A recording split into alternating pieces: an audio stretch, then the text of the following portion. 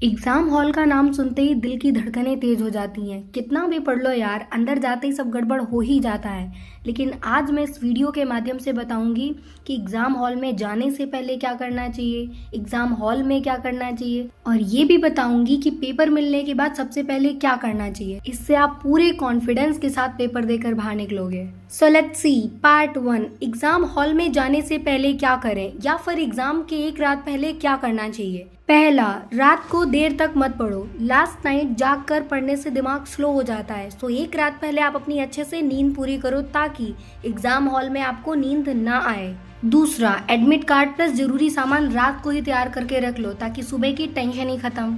तीसरा, हल्का खाना खाओ क्योंकि अगर आप भारी खाना खाओगे तो फिर आलस आएगा और नींद आएगी। और हाँ, हल्का खाना खाने से मतलब है कि आप हेल्दी खाना खाओ। अगर आप अनहेल्दी खाना खाओगे, पेट खराब हो गया तो।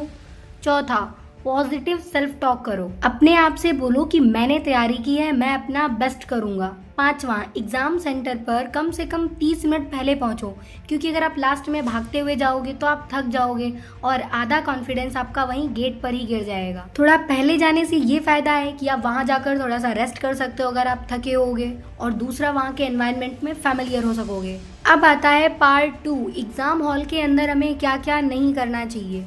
पहला, क्वेश्चन पेपर मिलते ही घबराना मत, पहले उसे पूरा आराम से पढ़ो और देखो क्या पूछा गया है। पता है कुछ लोग क्या करते हैं, वो पेपर मिलते ही पेपर करना शुरू कर देते हैं। ये उनकी सबसे बड़ी गलती है। कहीं कहीं पर ऑप्शन दिया होता है, आपके लिए वो बेनिफिट होता है, लेकिन फिर भी आप जल्दीबाजी के चक्कर में उसको कर देते हो। दूसरा, दूसरों को मत देखो। कभी कभी क्या होता है, ज्यादातर बच्चे दूसरों पर फोकस करते हैं कि यार वो कितनी जल्दी लिख रहा है, बट ऐसा नहीं है कि वो आइंस्टीन हो या जीनियस हो।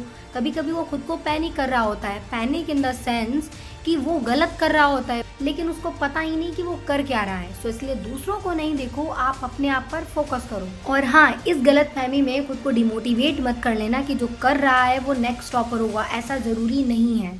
चौथा, टाइम वेस्ट मत करना। ये मत सोचना कि आपने टाइम खरीद लिया है क्योंकि टाइम लिमिटेड ही होगा। एक सवाल पर 20 मिनट लगाना मतलब बाकी को खतरे में डालना होगा। सो इसलिए एक क्वेश्चन आए, मान लो आप उस पर सोच रहे हो तो 5 सेकंड ज़्यादा से ज़्यादा, उसके बाद नेक्स्ट क्वेश्चन पर। अगर नहीं आ रहा है बाद में सोच लेना आके उस पर। और ये बात सच है भाई, ज़्यादातर बच्चे भूल ही जाते हैं कि उनके पास टाइम कम बचा है। ये मेरे साथ हुआ, इसलिए मैंने आपको पहले ही बता दिया। तो आप ये अपना माइंडसेट पहले ही कर लेना कि भाई मुझे कितना कितना टाइम देना है। पांचवा, चीटिंग के बारे में सोचना भी मत। ये नहीं कि आप एजेंट 007 बन गए और इधर उधर गर्दन मुड़ा रहे, क्योंकि सीसीटीवी के कैमरे की नज़र से ज़्यादा आपके एग्जामिनर की नज़र होगी।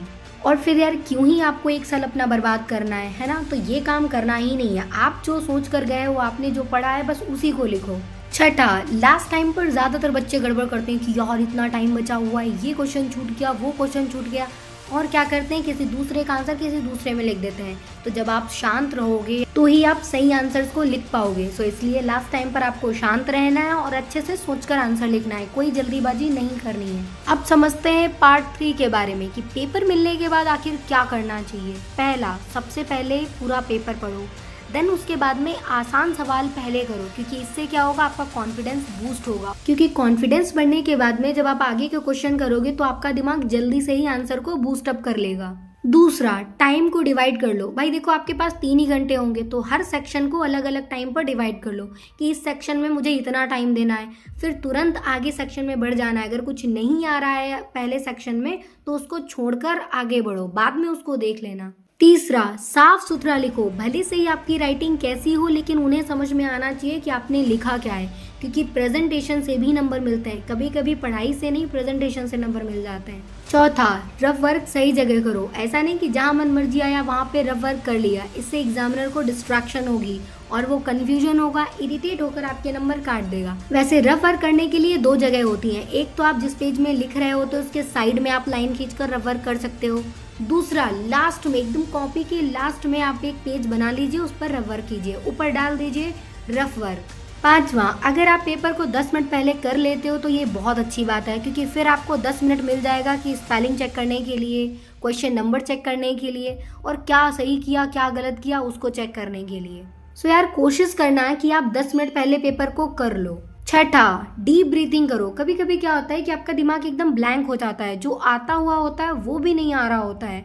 सो इसके लिए आपको क्या करना है कि 3 गहरी गहरी सांसें लो। इससे आपका दिमाग शांत होगा और आंसर्स खुद ब खुद याद आ जाएगा। और हाँ, दूसरा एक ऑप्शनल है कि आप पानी की बोतल लेकर जाइए, क्योंकि कभी कभी ऐसा होता है कि आपको डिहाइड्रेशन हो जाता है, जिसकी वजह से आपको आंसर्स नहीं याद आ रहे होते हैं। सो जब आप पानी के 1-2 घूंट लेंगे ना, तो आपको चुटकियों में आंसर याद आ जाएगा। सो आई होप आपको ये वीडियो पसंद आया होगा, क्योंकि मैंने एग्जाम हॉल से रिलेटेड इसमें सारे क्वेश्चन के आंसर दे दिए हैं जो भी आपके मन में आ सकते हैं।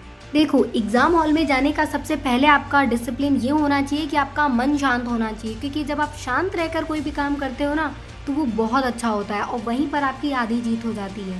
पता है, अगर आप टेंशनाइज्ड रहोगे, आपको घबराहट होगी, तो फिर जो आता हुआ होगा ना, वो भी आप भूल जाओगे। एग्जाम हॉल में आपको एंटर एक ऑरे के साथ करना है, कॉन्फिडेंस के साथ करना है कि पॉजिटिविटी से फुल बंदा है।